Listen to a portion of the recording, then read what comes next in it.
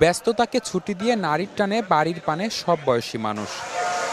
তবে বৃহস্পতিবার বিকেলে হঠাৎ করেই আকাশ ভেঙে বৃষ্টি শুরু হয়, ভোগান্তিতে পড়েন দক্ষিণাঞ্চলমুখী লঞ্চের যাত্রীরা।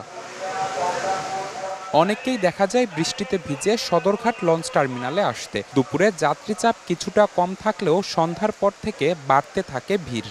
দুর্ভোগ হলেও নির্ধারিত লঞ্চে উঠতে পেরে স্বস্তি জানান ঘরমুখী মানুষ। বাড়িতে যাচ্ছি, বৈরী আবহাওয়ার মধ্যে অনেক ভালো লাগছে। সবার সাথে একসাথে ঈদ করলে আনন্দ করার জন্য। তবে ঈদযাত্রার দ্বিতীয় দিনেও কমলাপুর রেল স্টেশনে ভিন্ন চিত্র। নেই উপচে পড়া ভিড়, তবে বিকেল থেকে ট্রেনগুলোতে বাড়ে যাত্রী চাপ। এদিন দুই একটি ট্রেন বাদে যথাসময়ে কমলাপুর ছেড়ে গেছে প্রতিটি ট্রেন। চলছে প্রেডিকশন গেম নগদ অ্যাপে। প্রেডিকশন করে জিতুন জিক্সার বাই টিভি, স্মার্টফোন সহ আরো অনেক পুরস্কার। জায়গা পাইতেছি না, ভিতরে অনেক ভিড়, অনেক কষ্ট হইতেছে ভাই। দেখছেন ভিতরে অনেক জ্যাম, দাঁড়ায় আছি প্রায় 3 ঘন্টার মতো বসে আছি।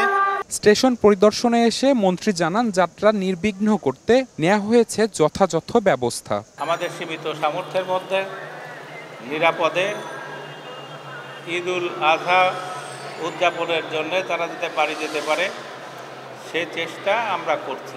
2-1টা ট্রেন বাদে 30টা ট্রেন আমাদের ইন টাইম যাত্রা করেছে। এদিন দিনভর বাস টার্মিনালগুলোতেও বাড়ি ফেরা মানুষের ভিড় ছিল চোখে পড়ার মতো। অনেকে পরিবারের সদস্যদের আগেই বাড়ি পাঠিয়ে দিচ্ছেন।